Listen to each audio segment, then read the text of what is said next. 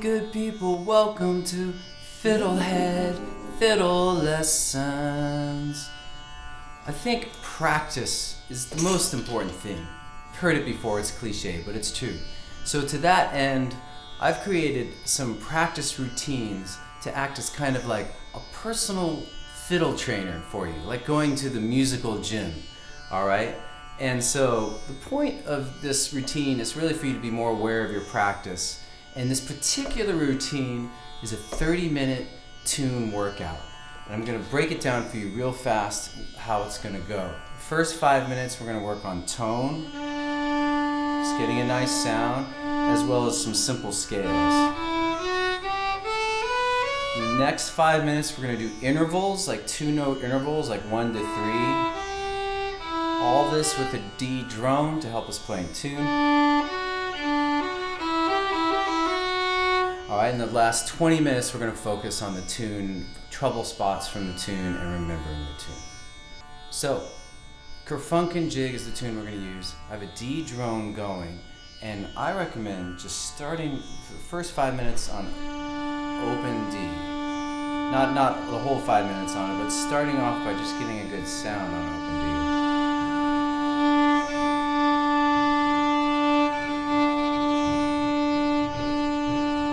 Do that for each step of the scale, D1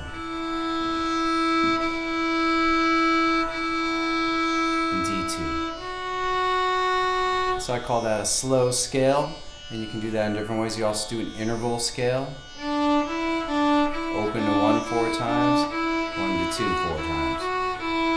And then you could also add any other variations that you like rhythms, hoedown. Slurs, slur 2. Dynamics like quiet and loud. That's the first 5 minutes. Next 5 minutes, let's pause for a second and say that this is again for the tune Kerfunkin' Jig, and I've written specific exercises that are available on FiddleHed.com, PDF and Word files for that too.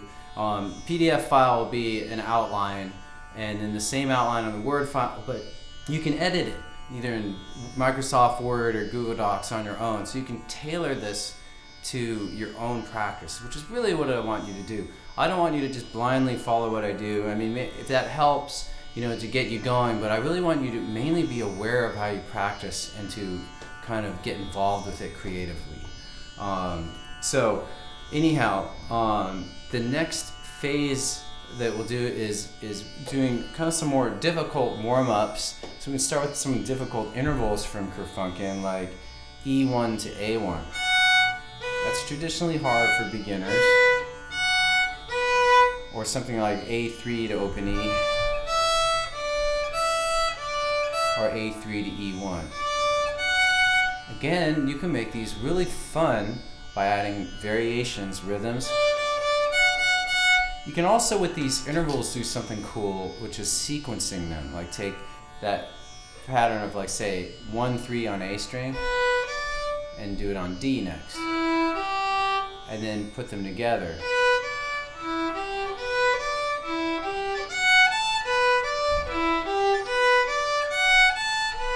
So I call that sequenced intervals.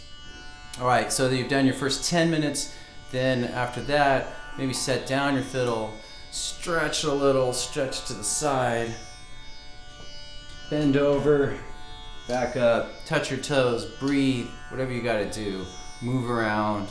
All right, this is a thing I'm actually trying to work on myself, is getting better at taking little breaks in between practices. Because my back actually hurts if I practice for a long time, because I get really stationary. Whereas I kind of play live shows, I'm jumping around, moving, and I don't have that problem live. It's interesting. It's only when practicing at home that I get kind of creaky. And I know it's just because I don't move enough. So I'm trying to think of ways to do that, and so I'm suggesting it to you, but also to myself. All right, so now the last 20 minutes, keep in mind, these are modular routines. You don't have to do it it could be 10 minutes, you could do it for an hour or more, all right? So So if the last 20 minutes in this particular routine I'm giving you, we're gonna just basically start by playing through the whole tune. So I want you to just play the whole song. I'm not going to do it right now because this is not a lesson on the tune. And what was I going to say? Yeah, so this is also like you have to know the tune before you do this particular routine. If you're just learning the tune, then this wouldn't be the first thing you do. You would be working through different parts, right? But now, say you've learned the tune, this is when you would use this routine. And so once you can play it through all the way through, you've started your 20 minutes on the tune itself, you could then play the first quarter, and we do what's called fingerprinting. This is a memory trick. So you kind of play it and then say it. Say it, then play it. Kerfunken jig. B part. So you've created a little mental fingerprint of that, and this is going to help you recall the tune. And then we're going to do this at the end of the routine as well. So then you work through the tune and you find all the trouble spots in the tune. So for example, from the B part, that's often very hard for students. And if you boil it down, isolate the really hard part is E1, open, A3, open, E1. I got tabs for this in the routine itself, the written routine on FiddleHed.com. Alright, and so basically what you're doing is now you're focusing on all the little hard parts. You could even do these before you do the whole tune. If you know, say you know for sure, oh, I always have trouble with that one thing. You could even start with that. But anyway, so then once you've practiced these little parts, you can practice them in different ways. You can loop on them, like slower and faster. You have variations, and then you can integrate it back in. That is, put it back into a bigger piece, and then back into the whole tune. So you'd work through the whole tune in this way, and then if you have time left over and you've started to do variation, you could do variations, but only if you really feel comfortable with the tune as it stands. And so a good, really good beginner variation is to transpose it to a key in which you use the same fingering. So this is in D, and I have a D drone playing, and so I'm going to lower it to G, and then I hope you can hear that okay, and then start on G2.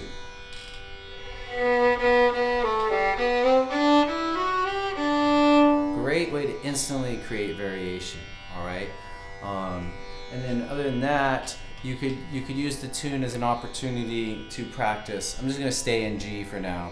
You could practice slurring, so other variations that you may be working on, like slur 3, slur 3. Maybe just do that. Or adding rhythms. Whatever you happen to be working on, if you're at that point, this would be the time to do it.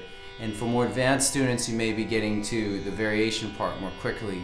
But if you're a beginner, do not rush to that point, because you will miss out on a lot. You'll miss out on just the joy of playing a simple melody, but you'll also not really learn it well enough, and you may never get a good sound if you're always rushing past that.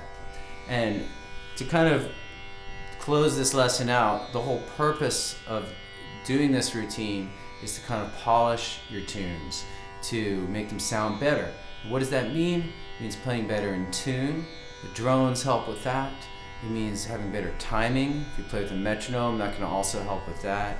Better tone, and tone means just your sound. And we did that at the beginning of the lesson, remember? And flow. So if you do this a lot, you may notice, like if you record yourself, what you should do, you may notice that when you listen back, there's a lot of this. Wait. Wait. Wait. A lot. For some reason, like beginner students always use the word wait. Like they're playing and they're like, wait, wait, wait. Like just wait up for me. So anyhow, doing this routine and practicing this way will help with the flow, so you have no breaks like that. Okay, and just final note: you can personalize this routine, alter the times as you see fit. Alter the things you do, make up your own routines and share them with us. Okay, I'm gonna do more of these, so stay tuned. And thanks so much for watching and for your feedback. Go to FiddleHed.com for a progressive step-by-step course outline, color-coded tabs, play-along tracks, sheet music, and much more. Thanks for watching the video. Excellent. And don't forget to subscribe. Thanks.